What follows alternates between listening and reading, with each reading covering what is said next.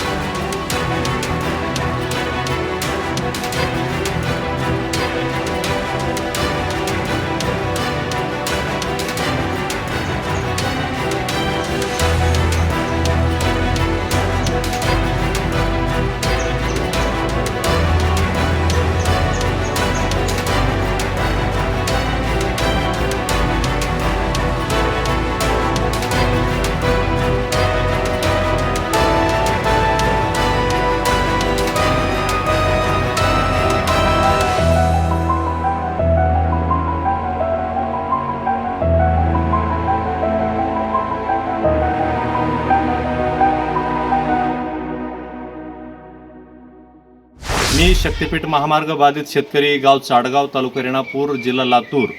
आज आमच्या गावामध्ये शक्तीपीठ महामार्गाच्या संदर्भाने महसूल विभाग रेणापूर यांचे काही अधिकारी कर्मचारी त्यासोबतच मोनार्क प्रायव्हेट लिमिटेड या कंपनीचे काही अधिकारी आणि कर्मचारी आमच्या गावामध्ये आले होते. तर ते आले असता गावातील सर्व बाधित शेतकऱ्यांना सरपंचांच्या माध्यमातून सर्वांना एकत्रित बोलवण्यात आलं होतं.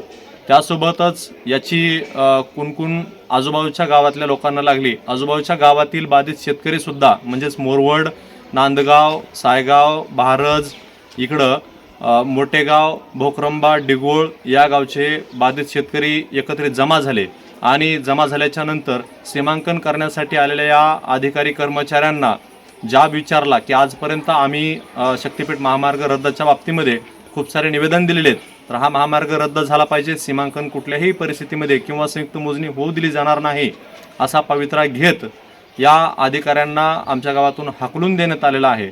आमच्या गावासोबतच इतर सगळ्या गावांमध्ये बागायती जमिनीत कॅनलचं पाणी आहे, बागायती पिकं असताना या महामार्गाची आखणी इथून करण्याची काय गरज होती असा सवाल आमच्या शेतकऱ्यांनी विचारलेला आहे. आम्ही सर्वांनी या अधिकारी कर्मचाऱ्यांना हाकलून दिलेलं आहे. इथून पुढं या गावामध्ये बिलकुल कुठल्याही परिस्थितीमध्ये यायचं नाही अशी तंबी देखील आम्ही शेतकऱ्यांनी दिलेली आहे आणि इथून पुढे कुठल्याही कर्मचाऱ्यांना अधिकाऱ्यांना आमच्या गावात यायचं नाही अशी भूमिका आम्ही घेतलेली आहे. हे आज आले ते आले, उद्यापासून आमच्या शेताने कुणी येऊ द्यायचं नाही. औसा ते अंबाजोगाई ह्या एवढ्या एरियामध्ये कुणी यायचं नाही कुठलेनी. या शक्तिपीठ महामार्गामध्ये शेतकरी उद्ध्वस्त होणार आहे. त्यामुळं आमच्या भागातील या शक्तिपीठ महामार्गाला गुंताभर ही जमीन देणार नाही असा आमचा निर्धार आहे. तालुका अंबाजोगाई जिल्हा बीड या गावचा असून माझी शक्तिपीठ महामार्गामध्ये जमीन जात आहे आणि माझी थोडकी मूळ 2 एकर जमीन आहे ती पूर्ण चाललेली आहे. माझ्या ह्याच्यामध्ये पूर्ण घर विध्वस्त व्हायला आहे. लेकरा बाळाचे शिक्षण आणि त्यांचा पुढचा खाण्यापिण्याचा सुद्धा प्रश्न आहे.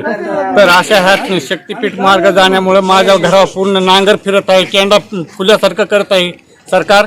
आणि आम्ही जर इथं आळवायला आलो तर आम्हाला काय तुम्ही पोलीस मारून करून इथं तुम्ही रोड बनवणार का? आमच्या पुढे कुटुंबाचा काय प्रश्न आहे काय नाही हे बघावं सरकारनं अगोदर आणि पुन्हा त्याचा निर्णय घ्यावा इथं. आणि आमचा पूर्ण विरोध आहे शक्तिपीठ महामार्गाला. त्याच्याबद्दल इथं काही दुमत नाही, 100% विरोध आहे.